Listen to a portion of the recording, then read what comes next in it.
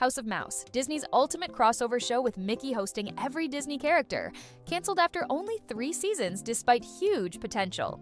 Mickey Mouse ran a nightclub where every Disney character would show up. Classic villains sat next to modern heroes. Princesses mingled with pirates. The format was perfect, a variety show that could feature any Disney property at any time.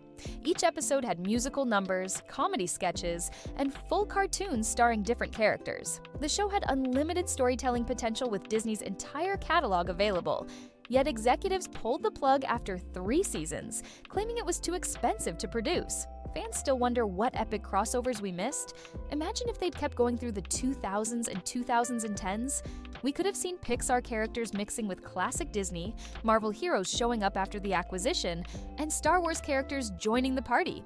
Lunatics Unleashed and Warner Brothers crossovers attempted to merge Looney Tunes' legacy into a superhero universe. Controversial and short-lived, Warner Brothers took beloved characters like Bugs Bunny, Daffy Duck, and Porky Pig and completely redesigned them as futuristic superheroes. The backlash was immediate and brutal. Fans felt betrayed seeing their childhood favorites transformed beyond recognition. These weren't the characters they loved. They were generic action heroes wearing familiar names. The show died quickly after 1 season, taking other WB crossover plans with it. Studio executives had planned a massive Looney Tunes shared universe with different series featuring various character teams. All those projects got scrapped when Lunatics failed. The studio became gun-shy about mixing their classic properties, abandoning what could have been their own cinematic universe decades before Marvel made it cool. Cartoon Network's The Grim Adventures of the KND special, a one-off crossover that fans wanted as a spin-off, but it never happened. This mashup of The Grim Adventures of Billy and Mandy with Codename Kids Next Door was animation perfection. The tones matched surprisingly well. Both shows featured kids dealing with supernatural chaos. Billy's stupidity played perfectly against the KND's military precision. Mandy's evil nature fit right in with Number One's paranoia. The special had everything fans wanted: great character interactions, hilarious situations, and seamless world building. Cartoon Network aired it once and moved on, despite massive fan demand for more. This became their pattern throughout the 2000s, creating amazing crossover specials that proved concepts worked, then never follow up on them. Static Shock and Justice League had multiple crossover episodes, but Static Shock was cut short despite its popularity. Virgil Hawkins appeared in several Justice League episodes, becoming an honorary member of the team. The character fit perfectly into the DC animated universe. His street-level problems contrasted nicely with the League's cosmic threats. The voice acting was consistent, the animation style matched, and fans loved seeing the teenage hero interact with Superman and Batman. These crossover episodes consistently ranked among the series' best, but Static Shock itself got canceled after 4 seasons due to toy sales, not ratings. The show was critically acclaimed and culturally important, but Warner Brothers cared more about merchandise. When Static ended, so did the crossover potential. Plans for him to appear in Teen Titans and other DC shows died with his series. The Jetsons Meet the Flintstones TV movie crossover. It became iconic, but no continuation despite fan love. This 1987 TV movie was everything a crossover should be.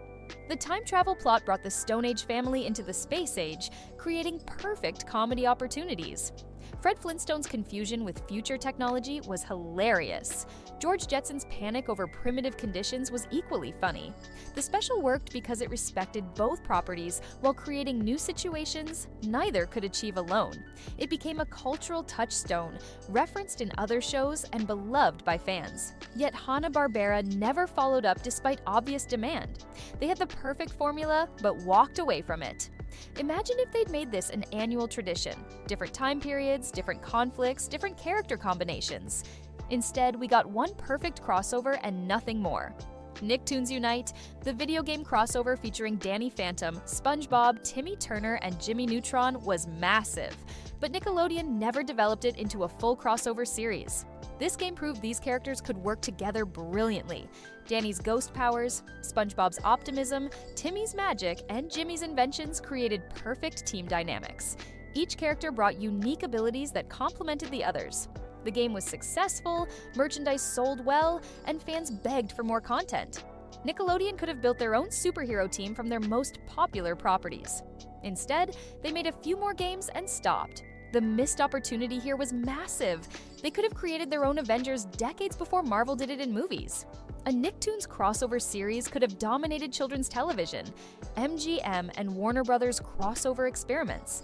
Attempts like Tom and Jerry Kids Meet Droopy fizzled out by early 2000s. Studios were experimenting with combining their classic theatrical properties, but couldn't find the right approach. The attempts felt forced and artificial, lacking the natural chemistry that made the original shorts work. Tom and Jerry worked because of their simple cat-and-mouse dynamic. Adding other characters complicated that formula without adding value. The crossovers felt like marketing stunts rather than creative endeavors. Instead of refining the concept or trying different approaches, studios abandoned theatrical crossovers entirely. The era of short-form crossover content ended before it really began, and streaming platforms would later prove there was still an audience for this type of content. Disney Channel, Lilo & Stitch the series crossovers. Every episode featured Disney characters like Kim Possible and American Dragon Jake Long, but the show ended abruptly. Each crossover felt organic and expanded both universes naturally. Stitch's chaotic energy played well against Kim Possible's competence. The mythology of both shows strengthened through their interactions. These weren't just cameos, they were full crossover episodes that advanced both series' storylines. The show proved Disney could make television crossovers work consistently, week after week, but it ended abruptly after 2 seasons, cutting off what could have been an ongoing Disney Channel shared universe.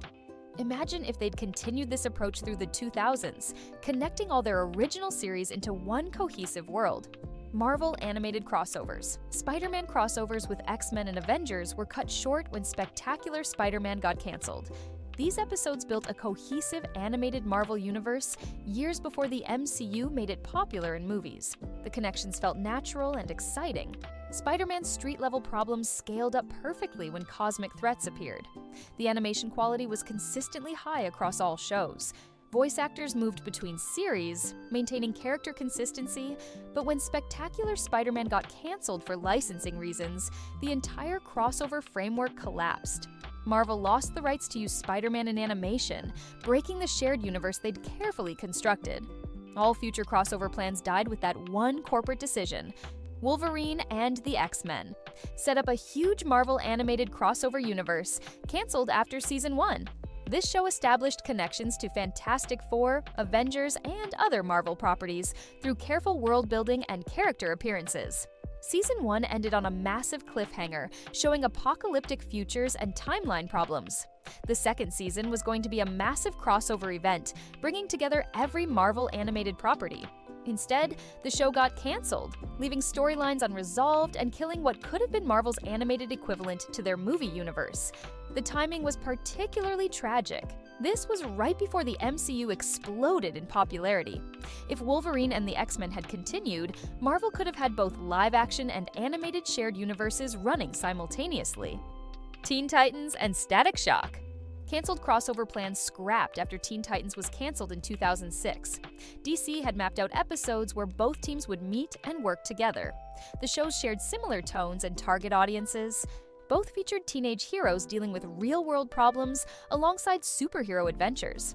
The character dynamics would have been perfect: Robin's leadership style against Static's independence, Raven's mysticism against Static's science-based powers. But Teen Titans ended abruptly after 5 seasons, taking all crossover plans to the grave. DC became more conservative with their animated properties afterward, focusing on standalone series rather than shared universe building. Cartoon Network's Fusion Fall. A massive crossover MMO with Ed, Ed and Eddie, Powerpuff Girls, Ben 10, Samurai Jack. Game shut down in 2013. This was the ultimate Cartoon Network crossover. Every character from every show existing in the same world. Players could interact with dozens of characters in ongoing storylines. The game had regular updates, seasonal events, and new content constantly. It proved there was massive appetite for Cartoon Network crossovers.